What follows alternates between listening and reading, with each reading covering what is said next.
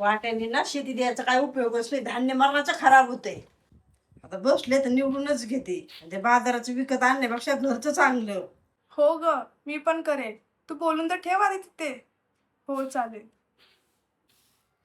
सुनबाई, ह्या वर्षी ना आपल्या शेतामधल्या गव्हामध्ये ना भरपूरच खडे येत. ये चल आपण दोघी मिळून साफ करू, म्हणजे पटकन होईल. सासूबाई, हे असली काम मला नाहीत करता. मोठ्या ताईंना सांगा, त्या करतील. अगं इथं बस, मी शिकवते तुला कसं करायचे ते. मला हे असले गावंढळ आणि पोळखेळ कामं करता नाही येत. ते तुमच्या गावंढळ सुनेला शिकवा. मला माझ्या आई बाबांनी एवढं शिक्षण या गव्हातले खडे काढण्यासाठी नाही दिलं. हे काय बोलतेस बाळा? माणसाला सगळी कामं आलेच पाहिजेत. आणि काम कोणतं लहान मोठं नसतंय. एका गृहिणीला हे सगळे कामं आलेच पाहिजेत.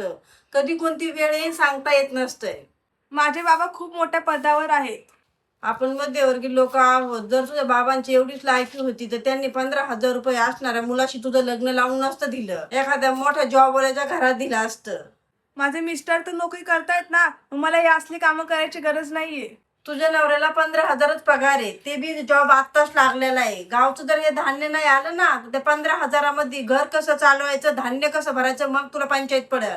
मी स्वतः जॉब करेन, पण असली फालतू कामं करणार नाही. थांबतंय कोण? आजच इंटरव्ह्यू देते आणि जॉब फायनल करते. हॅलो, हा सर, मी तिथे रिझ्यूम दिला होता, तर तिथे काही रिकामी जागा आहेत का? सॉरी मॅम, आत्ता सध्या एकही वॅकन्सी शिल्लक नाहीये. ठीक आहे, चालेल, थँक्यू.